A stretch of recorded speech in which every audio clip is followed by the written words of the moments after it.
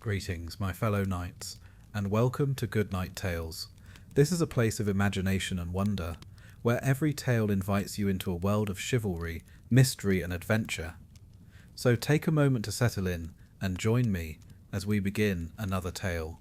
Tonight's tale is the Tale of Roland, and it's a story about loyalty, friendship, and honour. Roland is a brave knight, proud and devoted to his king.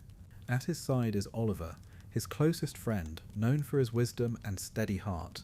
And above them both is Emperor Charlemagne, who leads his men with strength and faith. Together, their story has been told for centuries, and tonight I will share it with you. The mountains always listened at night.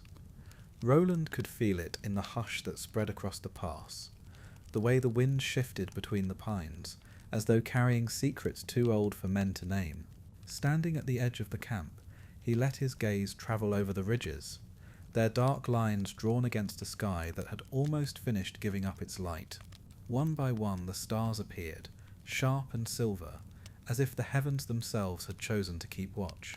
His hand rested on the hilt of Durendal, the sword that had ridden with him through so many marches. Worn from the day, it was more than steel to him. It was a promise, a companion, a silent oath made in the presence of God and King.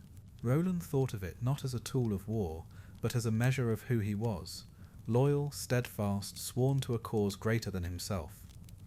Beyond the bend of the road, where the land opened to the plains, the Emperor's pavilion stood with the greater host. Charlemagne's standard, stitched with the golden eagle, was visible even in the dim light, stirring faintly in the mountain breeze. Though Roland was separated from his uncle tonight, he felt the Emperor's presence as surely as if the man stood beside him.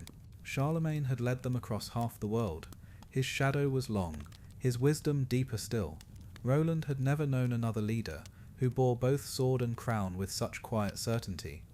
Still counting stars, Roland? The voice came from behind him, steady, familiar. Roland turned to see Oliver approaching, a coil of leather in hand.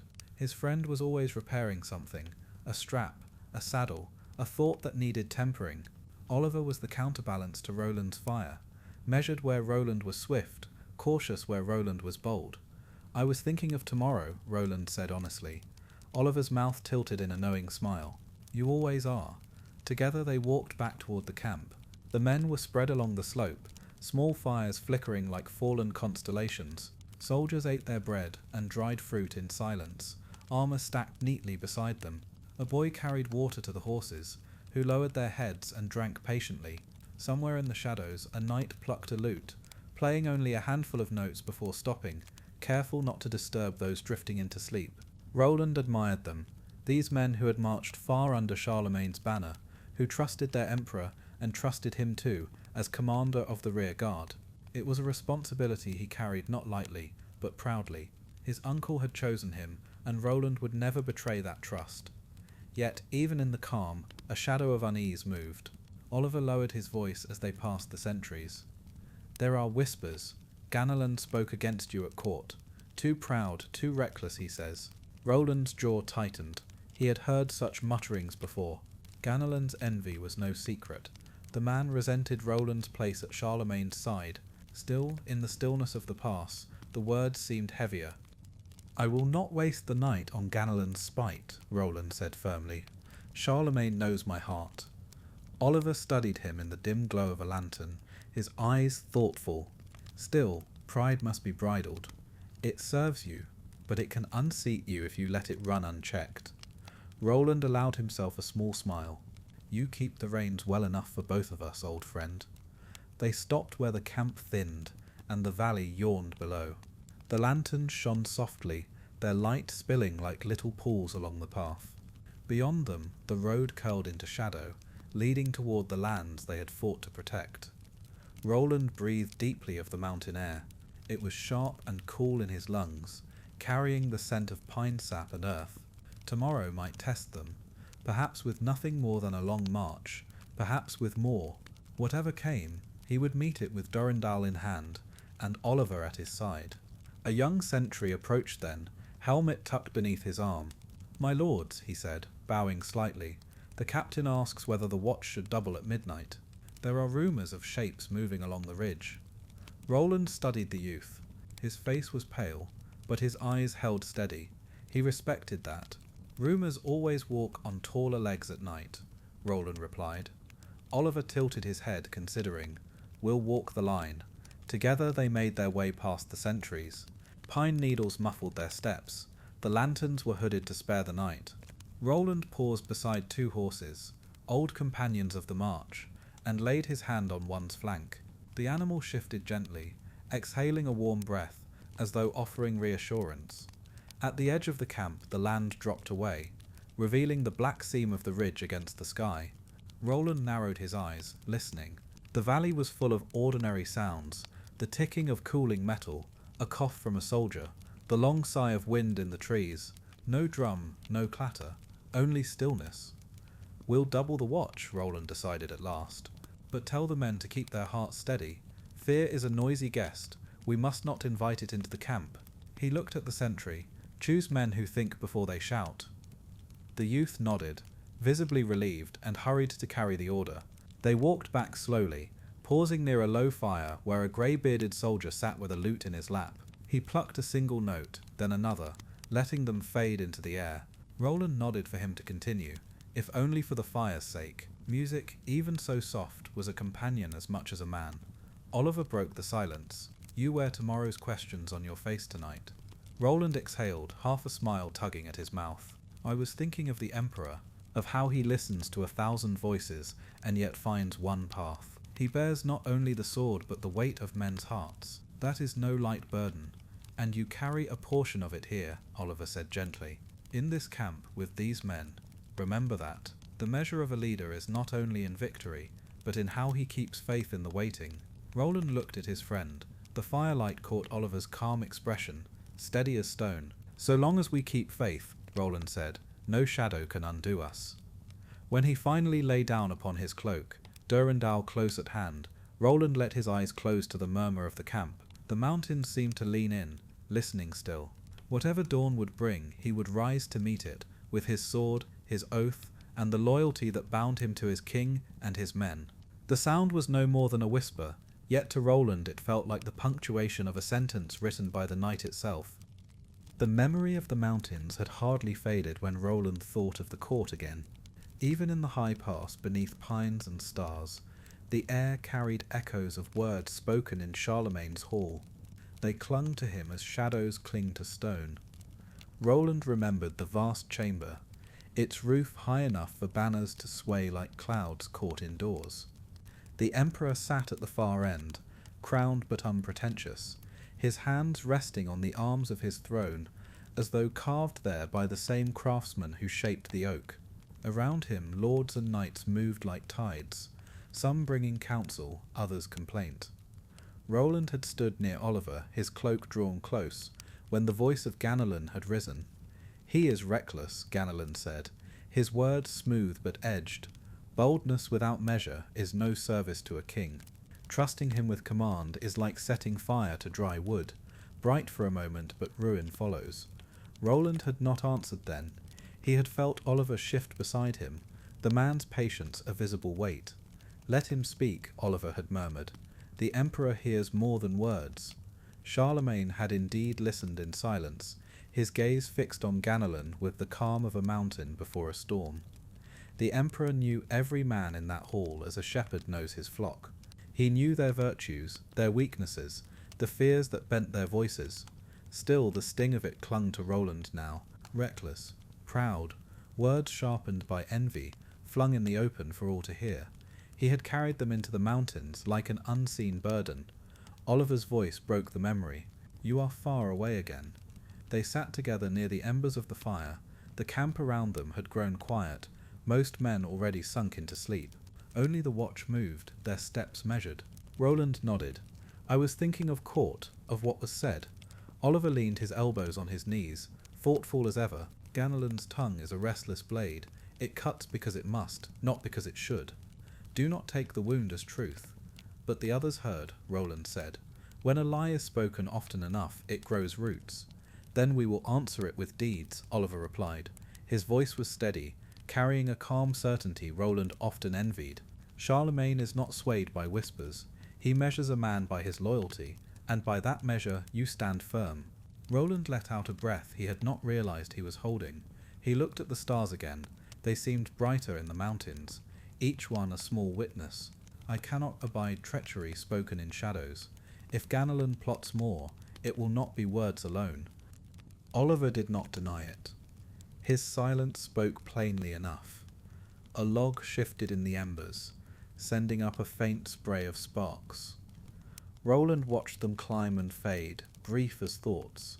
He wondered if Ganelon's envy would burn itself out the same way, or whether it would smoulder, waiting for the right breath of wind. At length Roland rose and walked the camp's edge. He greeted the sentries, praised their watch, and asked what they had seen.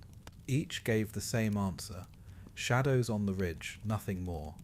Yet Roland felt a tension in the air, like a bowstring drawn but not loosed. When he returned, Oliver was still seated by the fire. Well, only silence, Roland said. But silence has weight tonight. Oliver studied him. You are restless. Tomorrow you'll need your strength. Roland sat once more, lowering himself onto his cloak. He set Durendal across his knees, running his thumb along the edge of the scabbard. I am not restless, only watchful. You will have to be both, Oliver said quietly. For a while they let the silence return. The men slept soundly, the horses shifted, the wind combed the trees.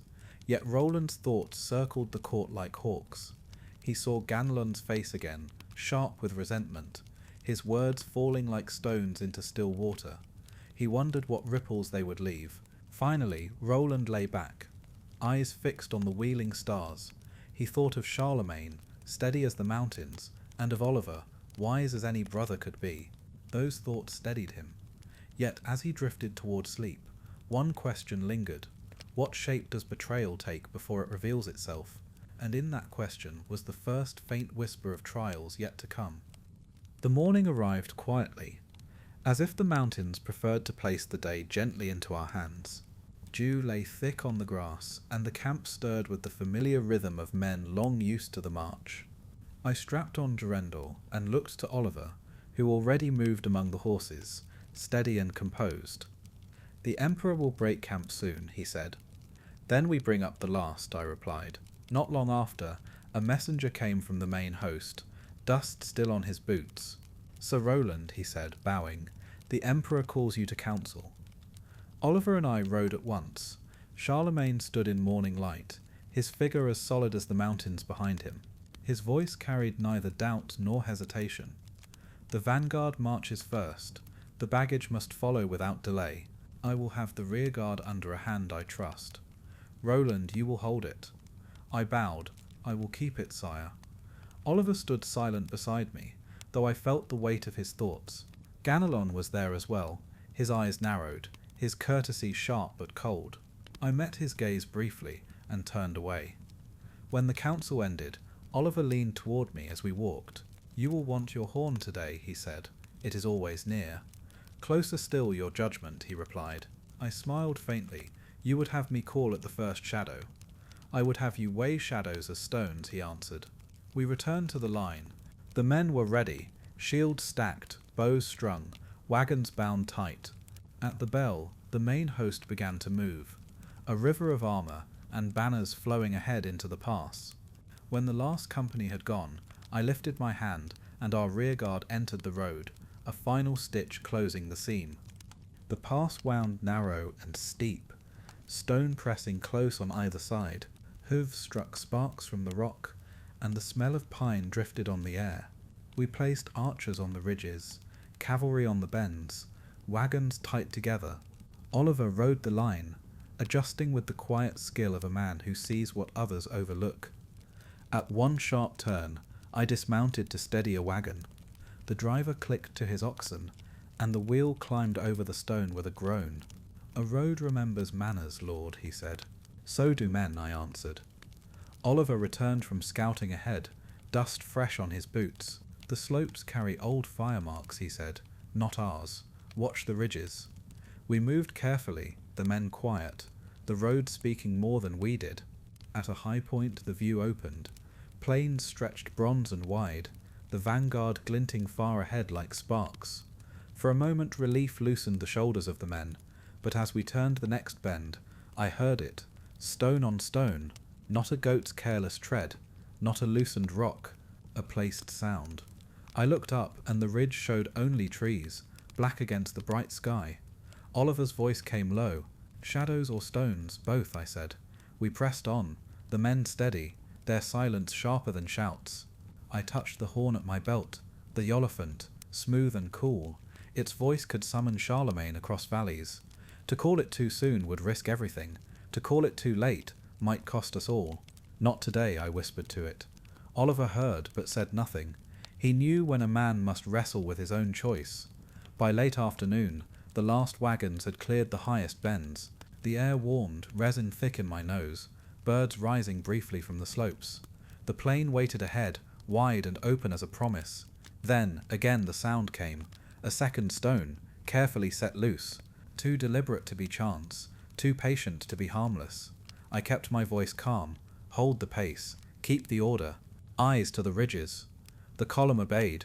We moved on, a seam stitched tight, the pass behind us darkening with its secrets. And I knew, as sure as the weight of Durendal on my hip, that the mountains had not finished with us yet. We took the road as if entering a church, quietly, with our minds arranged. The pass narrowed, and the pines grew thick, their trunks close like ranks of monks. Our column breathed in unison. Leather creaked, harness rings clicked. Hooves found the dry places by memory. I set the pace with two thoughts in hand: keep us moving, and keep us able to stop without breaking. Oliver rode a half-length behind my knee, seeing everything. He has the gift of noticing small truths before they grow teeth. "Listen to the echoes," he said. "They are too clean." I tilted my head. In a gorge, sound usually tumbles and frays. Today, when a wagon wheel thumped a stone, the echo answered once and ended, as if a hand cupped around it. "A slope of rock," I said, "or a slope of men lying still," he answered. We did not stop, we adjusted. I sent a pair of archers up a deer path on the right to walk just below the skyline, high enough to see, low enough not to invite arrows. I posted 2 spearmen to the outside of each tighter bend, shields overlapping like scales. These were quiet changes. A stranger might not notice, but the column felt the difference, like a cloak pulled closer when a wind freshens. At the second turn, a boy from Poitiers-Aymery jogged up to me with a bundle of spare bowstrings. He is all elbows and enthusiasm, the age when a man thinks strength is louder than patience. "Lord," he said, "you asked for strings, greased and ready." "Good," I said. "Keep 3 in your cap. When fear visits a line, it always bites the thinnest cords first." He grinned, then caught himself and nodded as if he had always meant to be solemn. I like young men who learn quickly. We passed a slope where winter had torn a scar through the trees. Saplings were pushing up to mend it. Halfway along, Oliver pointed with his chin at a cairn of 3 flat stones tucked behind a juniper. "Not ours," he said. I dismounted and crouched. The stones were set in a deliberate stack, the top one scored with a shallow notch. A sign. For whom? For men who already knew what it meant. "Break it and scatter the pieces," I said quietly. "Then mark our own, 1 stone only, turned edgewise. We will not leave our steps unread." A little farther on, we found prints in dust where the wind had been lazy. Not goat, not ox, boot. The nails left a pattern I did not know. Close set heel, 2 missing at the toe. Knew enough that a good finger would still taste resin when pressed there. The finger I pressed tasted resin. Oliver looked at me but did not speak. He did not have to. We kept the wagons tight. The oxen pulled with the patience of saints. At a ledge where the road narrowed to little more than a cart's width, a gust ran up the gorge and brought the smell of smoke, not the clean breath of pine torch, but the flat smell of cook fire. Close or far, the wind will lie when asked badly. I lifted my hand. The column checked without clatter. Our men are good at that kind of silence. "Water," I said. Skins moved down the line. This is how you pause without saying the word pause. A monk rode with the 3rd wagon, robes tucked under him, a wooden reliquary wrapped in wool at his feet. He had a face like a hillside, plain, weather-kept, honest. When I drew level, he lowered his eyes in greeting. "Father," I said, "how heavy is your box?" "As heavy as the faith of men who carved it," he answered mildly. "No more and no less. Keep it centered, near the axle, near the heart," he said, and smiled. "It is a relief to meet a man whose trade is words, and yet who does not spend them carelessly. We moved again. The echoes stayed tidy. Once a jay scolded us from a branch and then flew uphill, startled by something we did not see. I marked the direction and moved 2 skirmishers that way, not to catch anything, only to be seen catching. Oliver came back from the left ridge with a scrap of cloth, brown, thorn-torn, smelling faintly of onions and tallow. Not ours. He handed it to me without comment. I tied it to my wrist for a moment, then to my saddle-bow. A reminder is easier to obey when it touches the hand. By mid-morning the road levelled under a great leaning rock that throws a shadow like a doorway, even at noon. We call it the Bishop, because men straighten their backs when they pass it. I slowed us there, and took the chance to walk the wagons myself, wheel by wheel, greeting drivers by name where I could. At the 4th wagon, the driver's boy, barefoot, hair like straw, held up a broken pin. "We've spares," he said, proud to be needed. "Then you are richer than many lords," I told him. He laughed once and fitted the new pin as neatly as a scribe setting a letter on a page. Oliver used the pause to set a chain of silent signs down the column, a raised fist for halt, 3 fingers splayed for archers up, a palm pressed down for keep low. He shows them himself, one small group at a time, until I can see the knowledge moving like a wave without a sound. This is the kind of work no song remembers, and all victories depend on. We moved again. The light thickened, and the air warmed. I could feel the press of the plains ahead of us, the way a man feels a door behind a curtain. Not seen but sensed, a change in the nature of space. There is a kind of fatigue that comes when relief draws near. Men loosen before they are safe. I kept the pace exact and the talk thin. Amory trotted back with news from the archers. "Ridge is quiet," he said, "but they found a goat path freshly swept. Branches dragged to erase tracks." "Only men erase tracks," Oliver murmured. "Mark the path," I said. "Do not climb it. If a man wants to speak to you from up there, he will not do it with courtesy." Around the next bend a shepherd appeared, stepping out from behind a stump as if shaped from it. Grey cloak, staff, a bell in his hand that he did not ring. His dog sat more polite than many men. He bowed to me as one working man to another. "Road's clean," he said, "but the hills have guests." "What kind?" I asked. "The kind that do not ask to share your fire," he said, unfussed, as if discussing weather. "They eat without smoke." "Where?" He jerked his chin up slope. 3 nights past, there were no stones stacked under the juniper. Today there were, and then there were not. That is conversation. I offered him bread, he declined, then accepted a smaller piece without thanks or insult. He vanished the way he came. Oliver looked pleased. "A shepherd who speaks in useful shapes," he said. "Let us answer in the same," I replied. We pushed on, steady as the oxen. The men took turns riding the outer edge of each ledge, so no one kept the fear of heights too long. When a strap slipped, it was set right in 3 breaths. When a spear butt cracked, its bearer took the next man's spare without a word, and paid it back at the noon halt. These are small economies that keep an army solvent. Near midday we reached a place where the path doubles for 20 paces. 2 ribbons side by side, then 1 again. It is a clever spot for mischief, and for mending it. I divided the column through like thread through twin islets, and brought it together beyond, tighter than before. While the line sewed itself, Oliver climbed to a knuckle of rock, and studied the far ribs of the pass. He came down with his mouth set. "Smoke," he said, "flat and thin, kept under rock, north face. Not cooking, banking. How many?" 2 stacks at least, he said, perhaps more, screamed. I rested my hand on the oliphant. Its curve lay cool against my palm. I could hear it without raising it. How the call would stride the valleys, and step into my uncle's ear, and bring him back, and with him the whole weight of the host. And I could see Ganelon's face if I called too soon. Reckless, proud, calling thunder for a cloud. Oliver watched me for a long second, then said simply, "One test." I nodded, and signalled to a trumpeter, a boy with lungs like bellows, and sense enough to blow soft. "Give me a single short note," I said, as if you had dropped a coin, and were telling only the coin to come back. He lifted the horn, and sent a quiet tone up the rock face. It climbed, caught, and came back once, clean. Then, a heartbeat later, a second echo answered from too far off, and from a place it should not have found, thin, metallic, like a helm touched with a nail. Oliver's eyes met mine. "Metal on stone," he said. "Or stone on metal," I answered. "Either way, A hand made it. I did not raise the Oliphant. Not yet. I set 3 runners with messages, one to stiffen the centre, one to warn the left flank to live under their shields for the next turn, one to the archers to keep their first shafts low and their second high. These orders went out as quietly as a thought. We moved again. The echoes returned to their neat habits. A jay called once and was gone. The dog of the shepherd appeared on a far ridge and sat, watching, then loped away, nothing in its mouth. Toward afternoon the rock eased and the wind changed. The smell of grass reached us, fresh and almost sweet.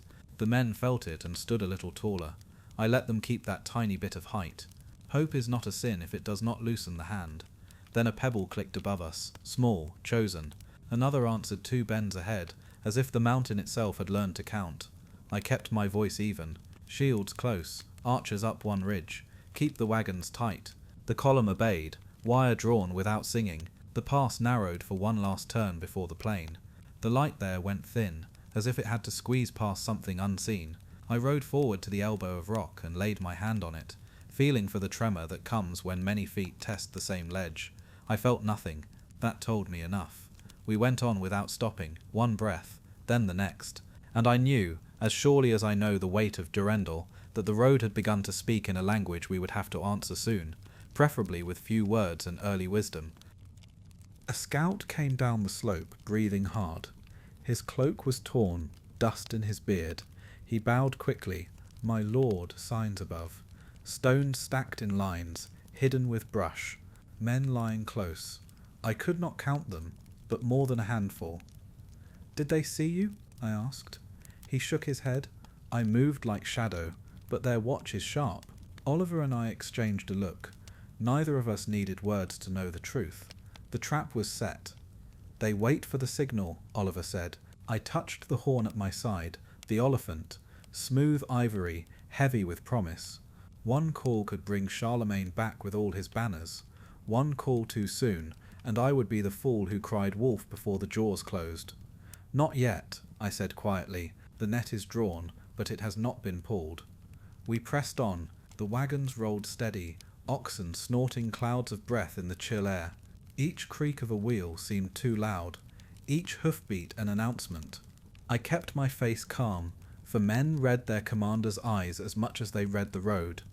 At the next bend, a stone slid from the slope and struck the path ahead. Not a fall of chance. It came with weight and timing, as if placed by a hand that wanted us to look up. Dozens of helmets glinted faintly through the brush above. The enemy waited, patient as hunters. Oliver leaned toward me. "They test our nerves. They want us to rush." I nodded. "Then we will walk as if we see nothing. Let them wonder if we are blind, or if we are bait." So we marched on. The men kept tight formation, shields close, eyes forward. Not one looked up. That is the discipline I trust, the strength to pretend ignorance until the moment demands truth. Another mile, another sound, this time a whistle, sharp and brief. It carried along the ridge, answered once, then twice, a signal. "They measure the distance," Oliver said softly, "and they find it good," I replied. The road bent once more, and there the valley widened a little, enough for us to breathe. I ordered a halt. Men drank water. Oxen rested. It looked like a simple pause, but it was a coil of readiness. I walked the line, speaking with the captains in low tones. "Keep shields high at the next turn. Archers loose only at my word. If they fall upon us, we hold together. Do not break. Do not scatter. We are the rear guard. Our strength is in our line." The captains nodded, their faces steady. They knew.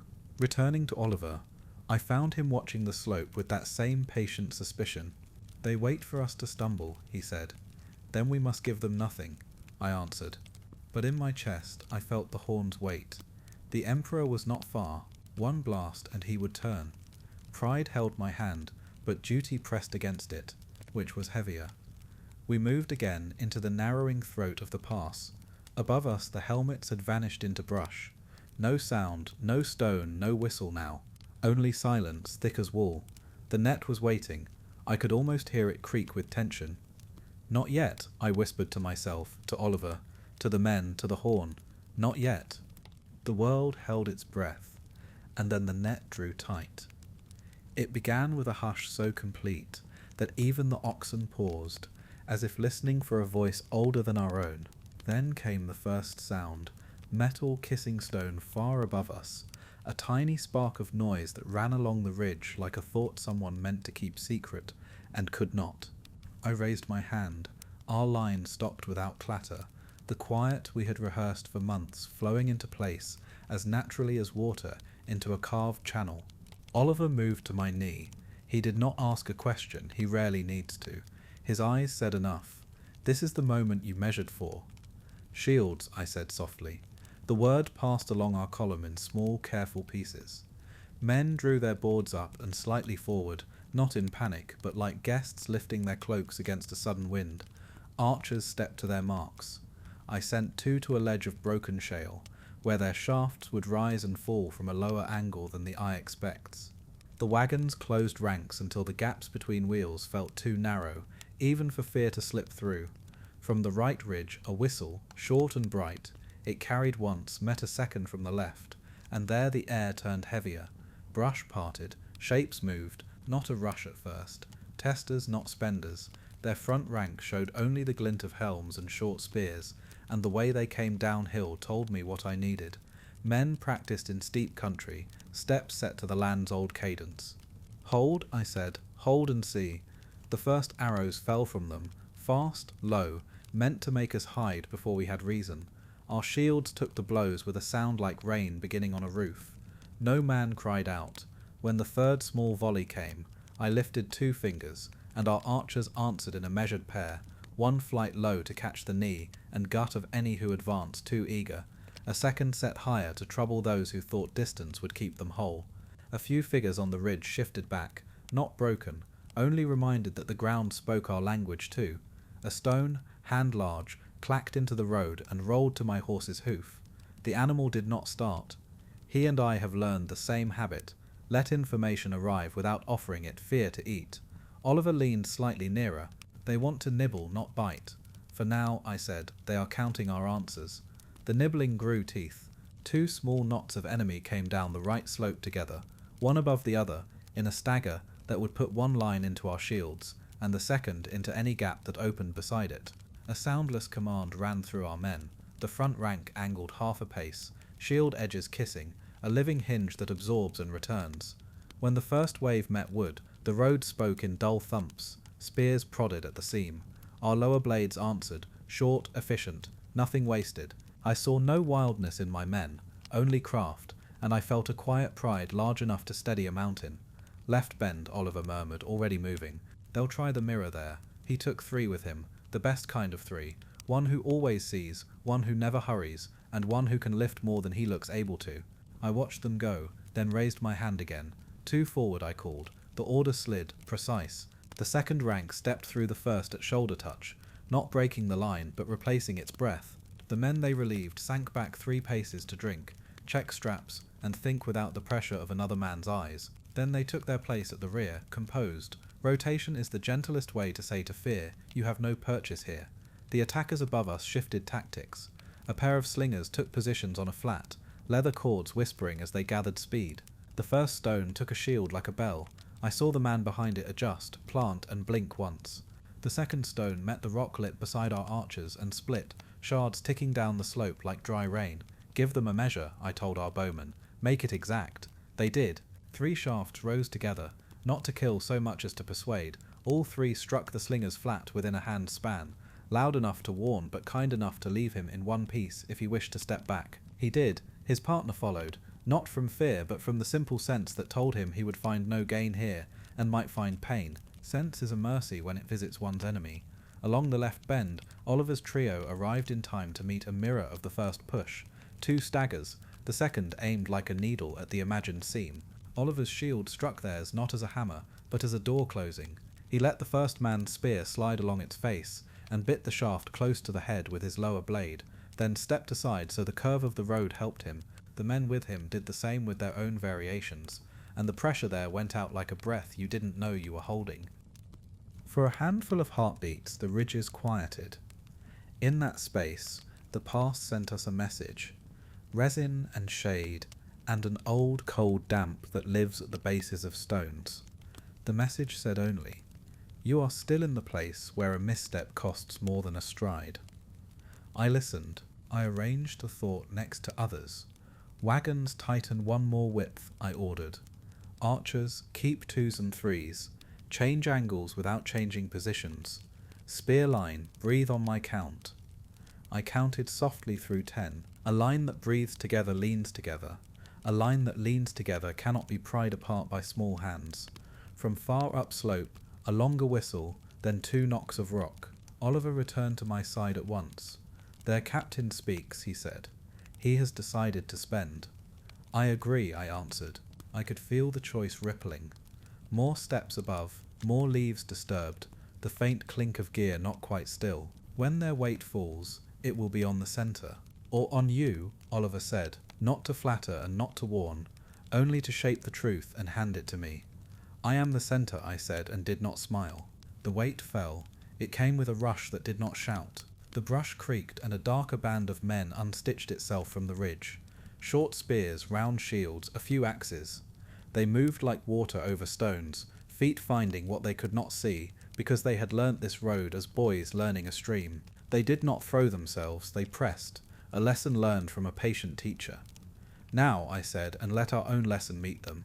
The front boards dipped just enough that their first stabs kissed wood at a wrong angle, skidding to the side where our low blades waited.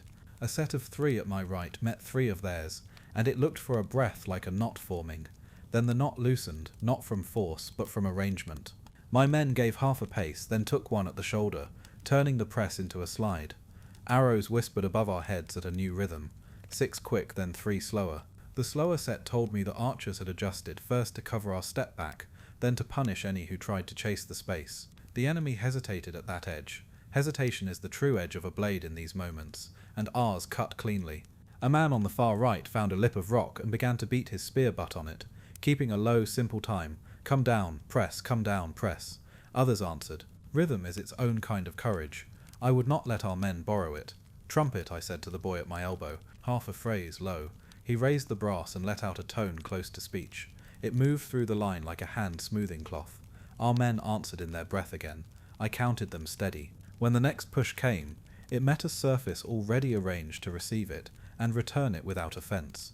There were moments, bright, small, almost private, when a single choice mattered. A strap slipped.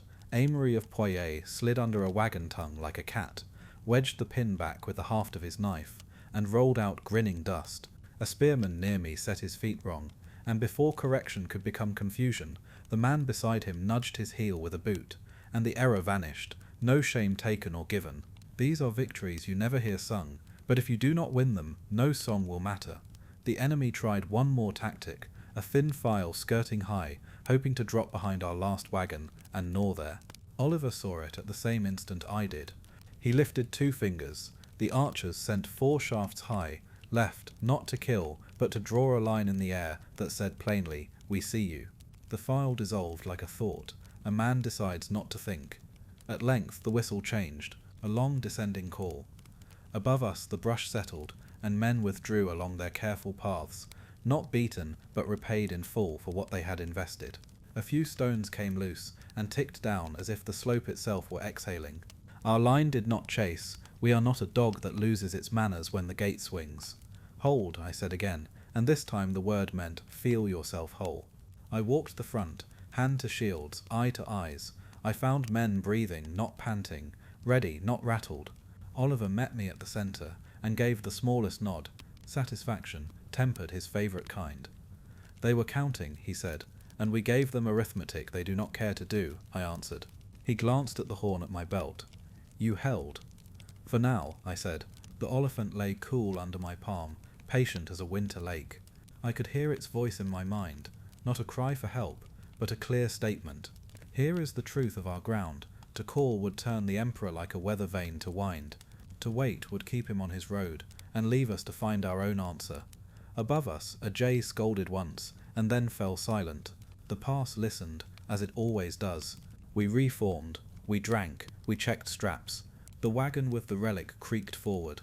The monk's hands rested on the box, as if steadying a child. I took one last measure of the slopes.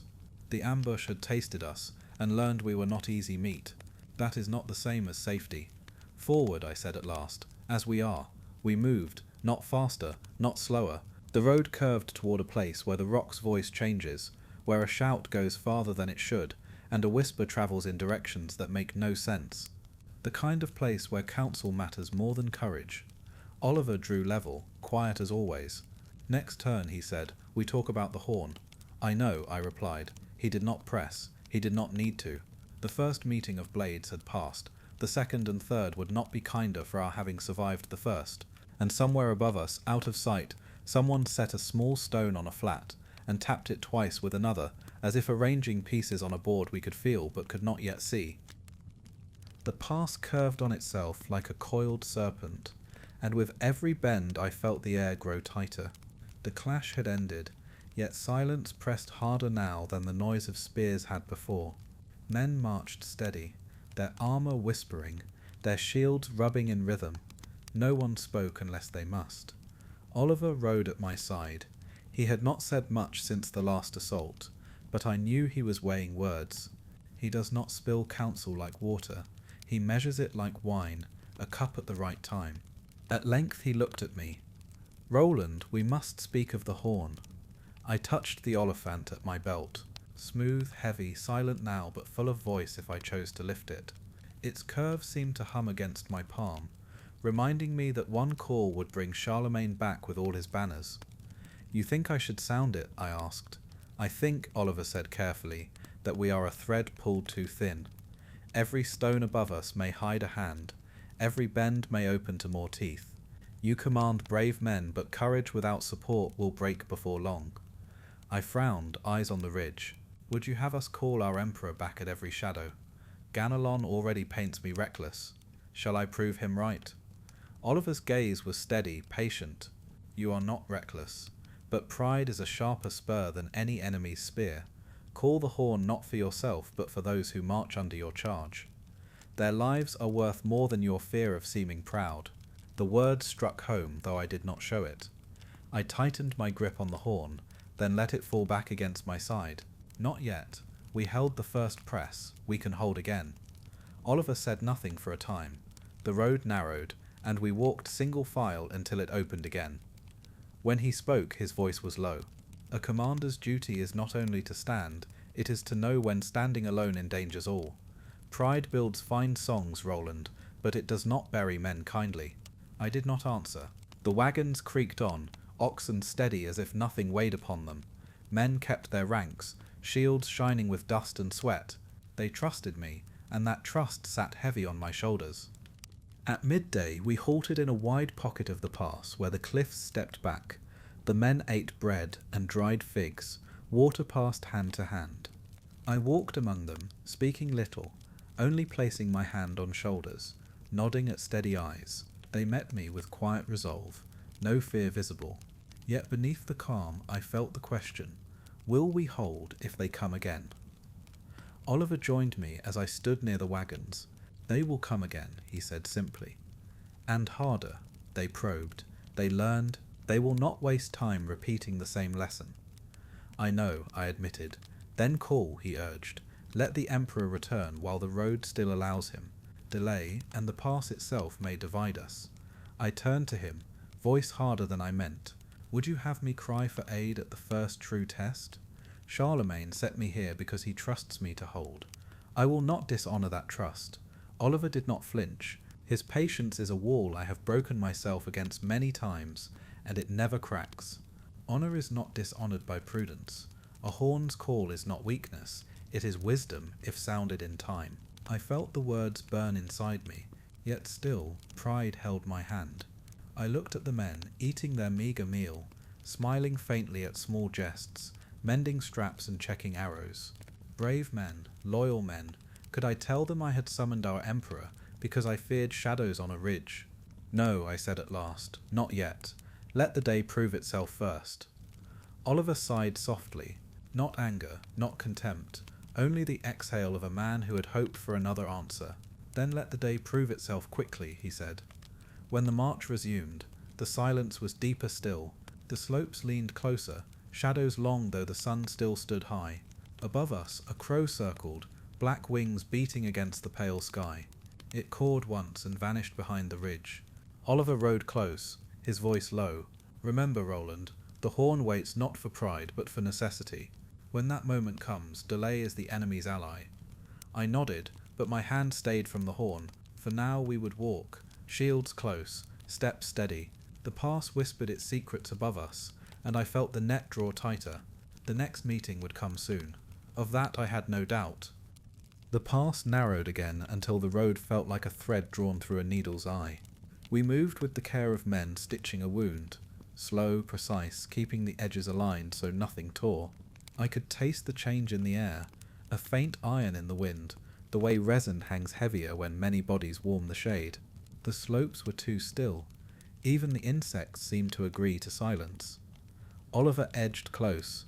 He did not speak at first. His presence alone pressed a question into my palm, the same question he had handed me since morning, and which I had set down again and again, as if it weighed too much to carry.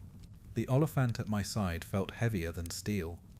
We reached a turn I knew, a kink of stone where the road bends twice upon itself, the sort of place that punishes hurry and rewards patience.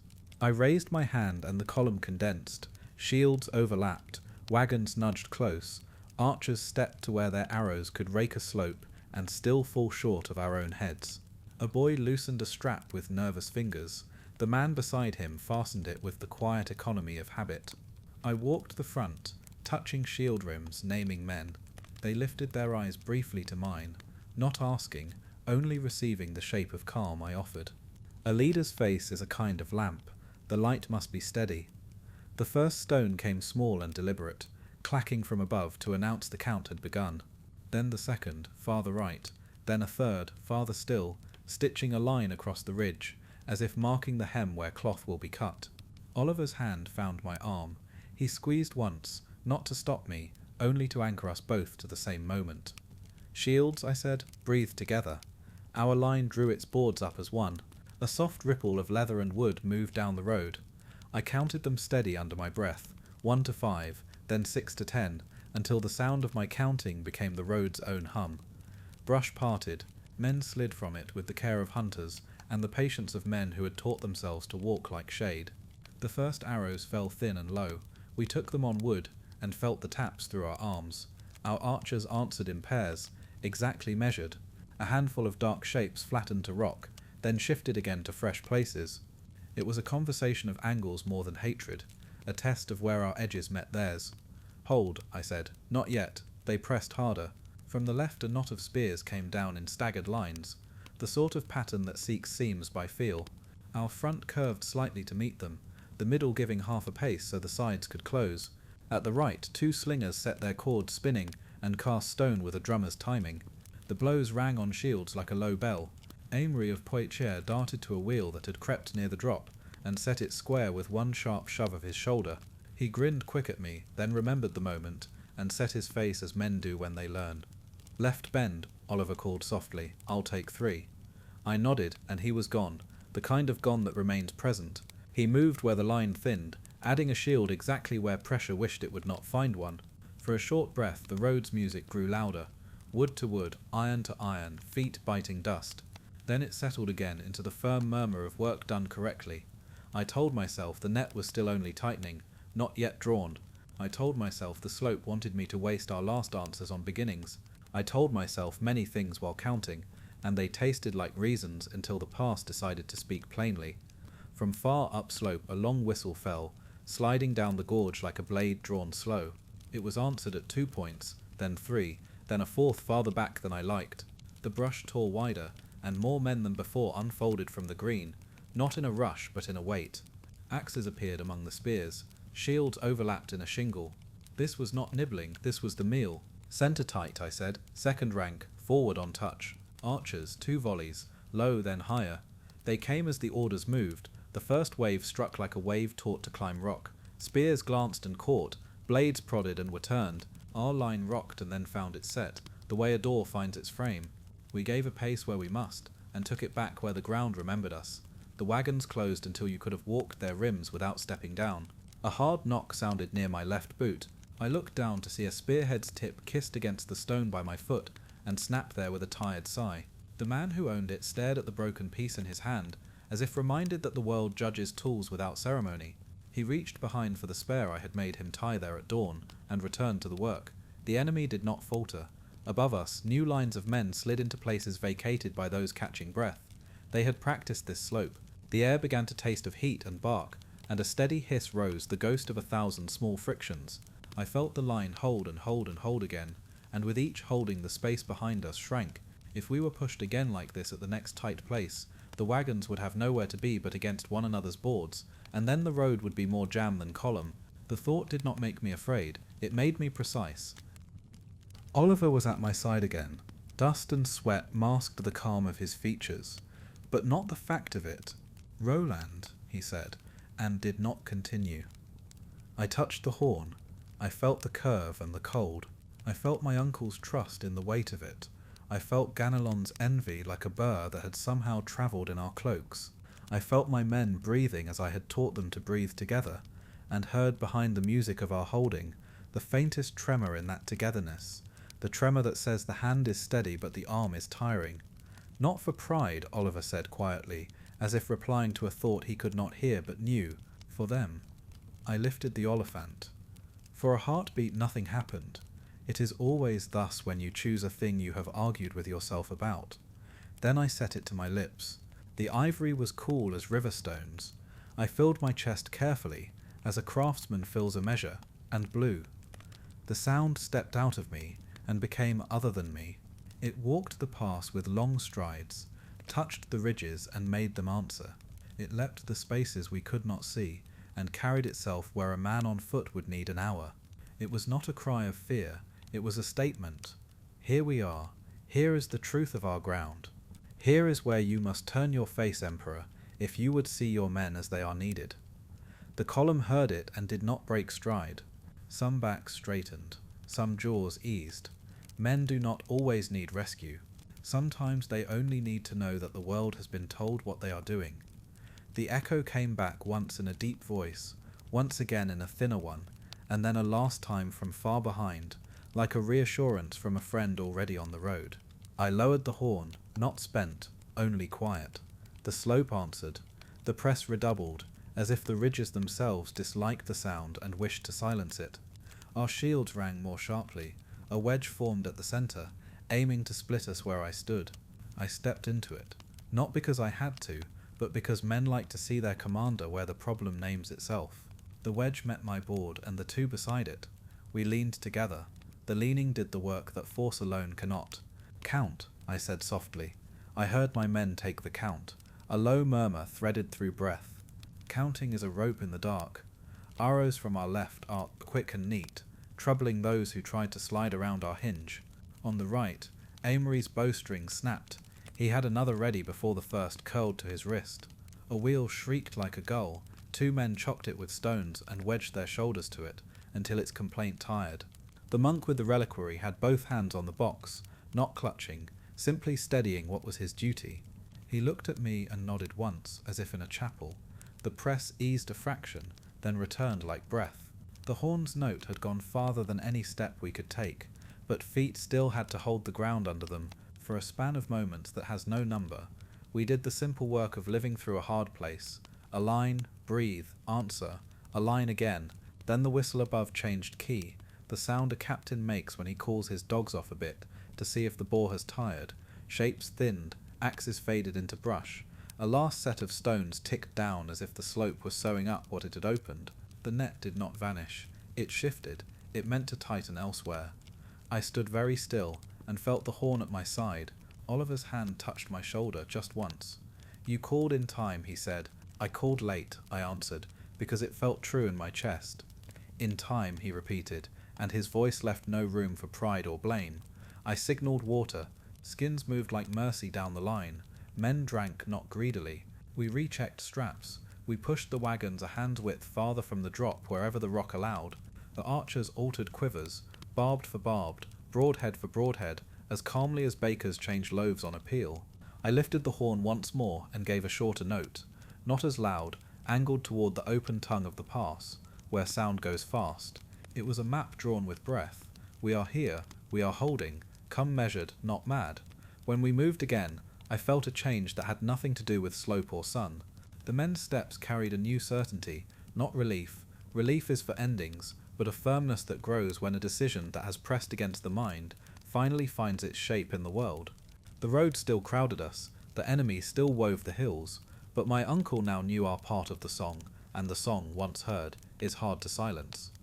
We took the next bend as if fitting a key into a lock we had carved ourselves. Above, somewhere we could not see, a man tapped rock twice with iron, and then was still. I touched the horn again, then Durandal, and said within myself what I would not say aloud. Let the Emperor come swiftly, and let us be standing when he arrives to see us. The air after the horn felt changed.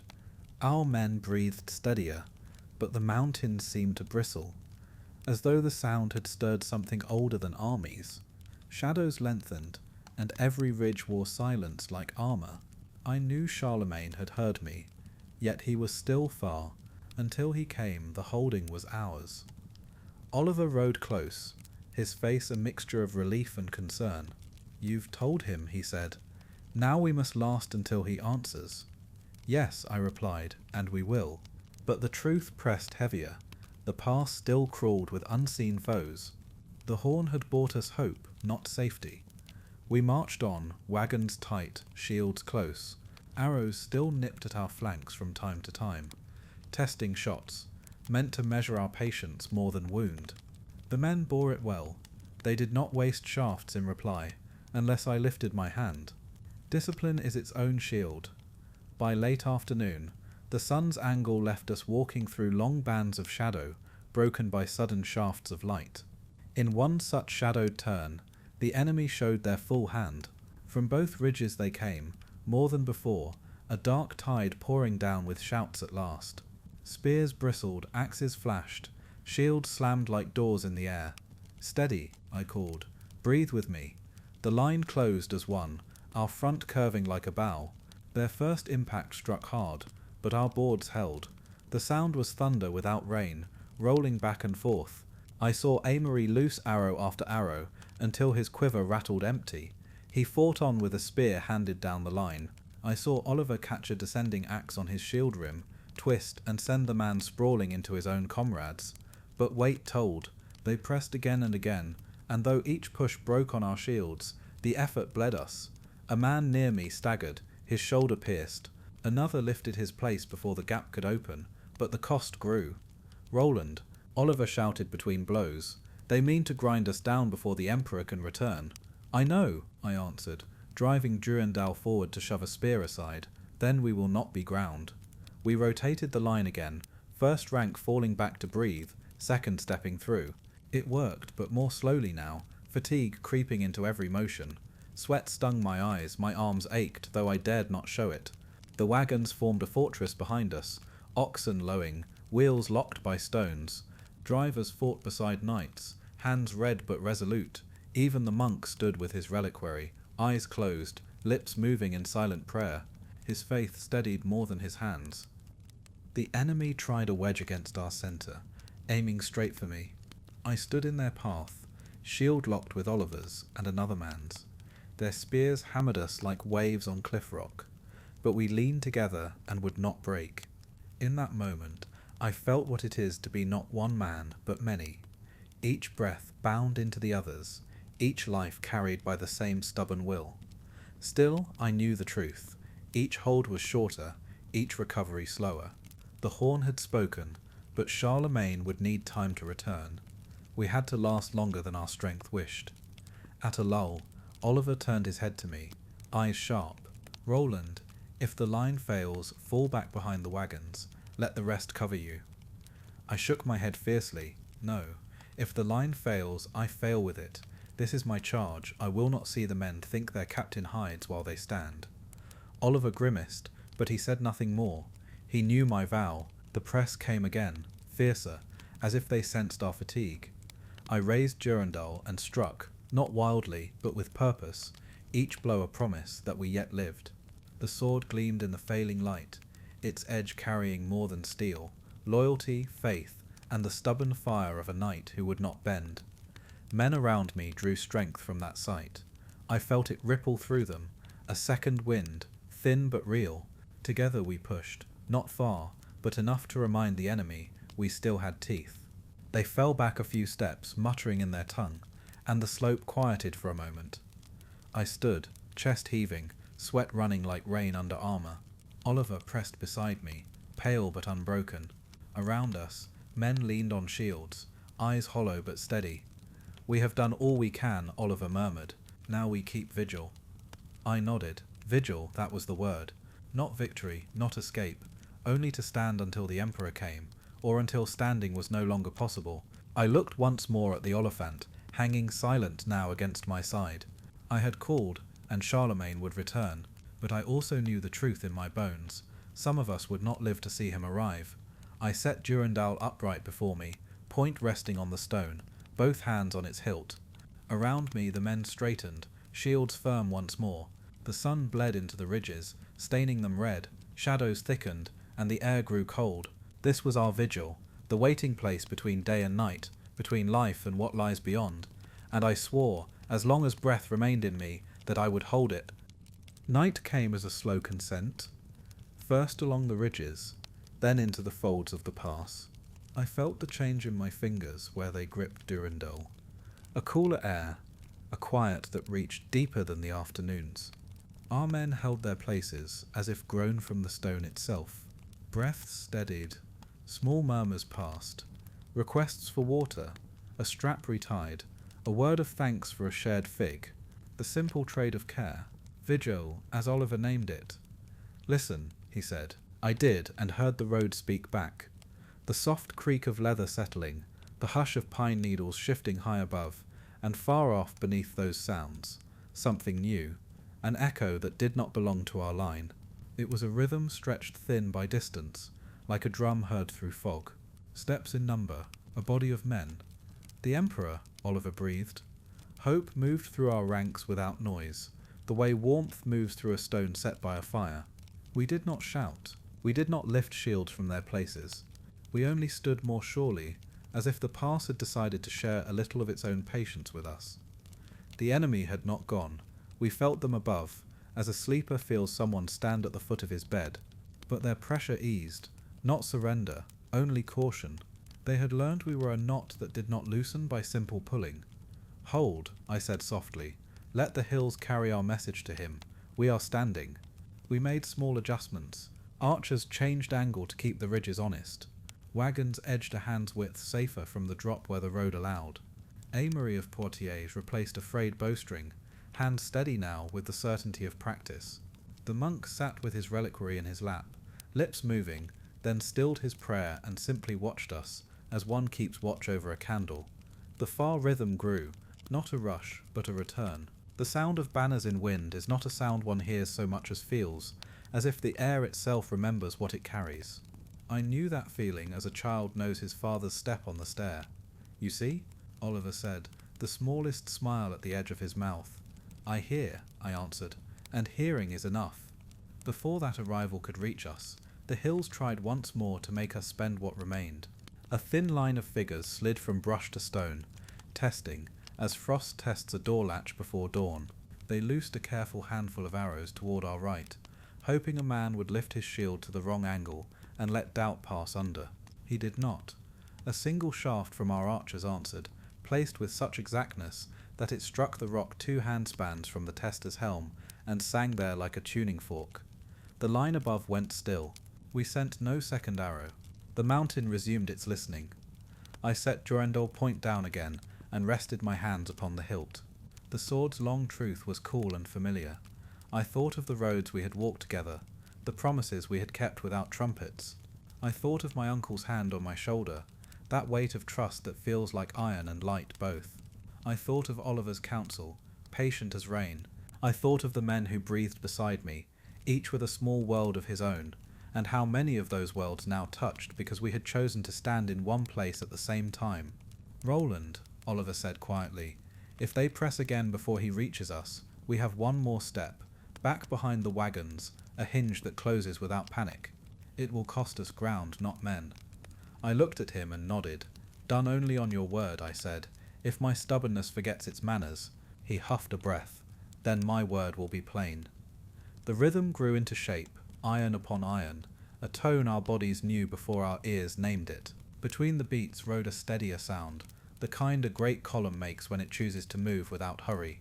A voice belongs to that sound, always, the voice of a man who can make many wills decide to be one will for a time.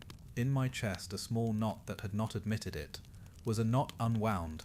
Above us, one last signal drifted, a long whistle with an edge to it, followed by rock struck twice. The enemy captain was speaking. Test the corners, then let the net rest. Perhaps he meant to knit it again elsewhere. Perhaps he had learned that this piece of road would not be taken with the coin he carried. I turned to the men nearest me. Water, I said. Breathe. See what is in front of you, and no farther. The world beyond the next bend does not require your strength yet. They obeyed with the practice of habit. Skins passed, hands steadied buckles. Someone began a quiet count, 1 to 10, then back, only breath and number. The count moved along the line like a thread through cloth. Then the banners came into sight on the far lip of the turn. The eagle lifted, gold catching the last of the day, the standards of companies we knew by the way they held their poles. A murmur went through our men, not loud but deep, an exhale more than a cheer. The road widened there, just enough to take in the returning wave. Charlemagne rode at the head, mail dark with travel, cloak dusted, eyes keen and kind. He had the look he wears when the news is already in him, and he has only come to greet it with his own presence. He raised his hand, and the column behind him stilled like water in a bowl. "My uncle," I said, and stepped forward 2 paces, not away from my men, only enough to be seen as part of them. He took in our line with a long practised glance, the shields, the wagons, the archers' places. He saw the small economies that had bought us time, and the steadiness that had made time worth buying. His gaze came to me last, and in it I read neither surprise nor rebuke, only recognition. "You called," he said. "I did, sire," I answered. When the road required a voice louder than mine, Oliver inclined his head, and I felt his agreement settle the moment, like a weight upon a sheet of parchment, so ink will not dry crooked. Charlemagne turned his face to the ridges and spoke, not to the air, but to the men who used it as cover. "You have tested what is not yours," he said, his voice carrying as if the pass lent it its own length. "You will leave this road. Those who do not will meet the hand that has carried farther burdens than yours." He did not need to shout. The hills understand a certain kind of certainty and convey it. He placed companies where our line could unclench without spilling, fresh shields into our hinges, cavalry at the pockets where the slope allows a short climb to a long view, engineers to clear the meaner stones from the next 2 turns, so wagons would not complain at the worst places. He spoke to captains as if handing them tools, not commands. The work changed hands without offence.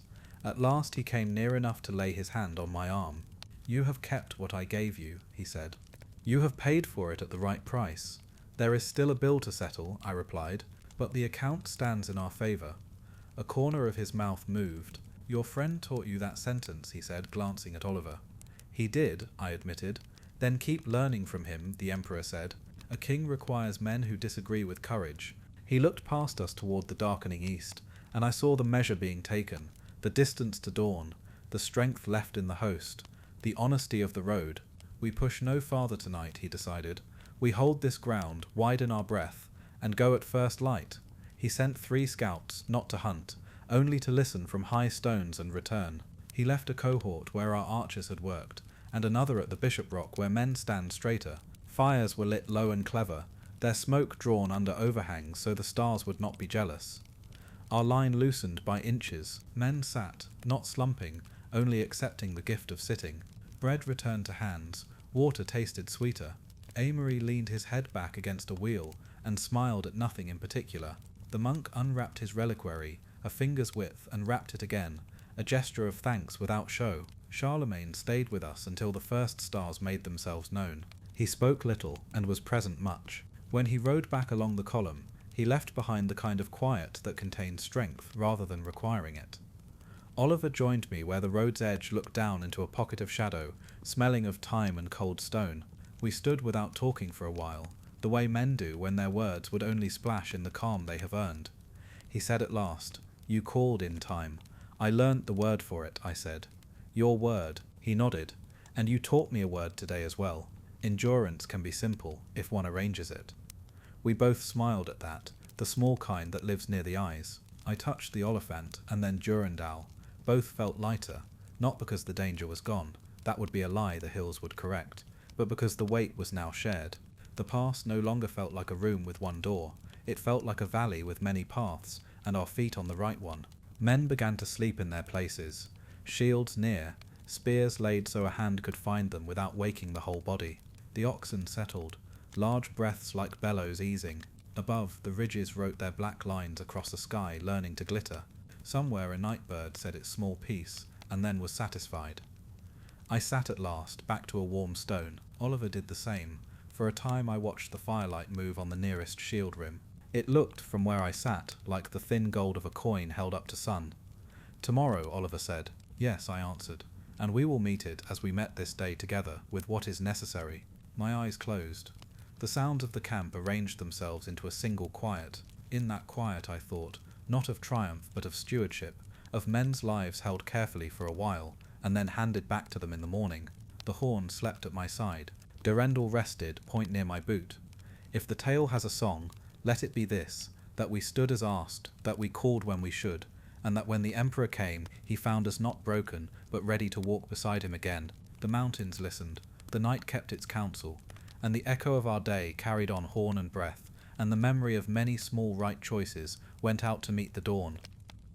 And so, dear night, our story comes to a gentle close. Remember, every night brings another story, and every story brings another dream.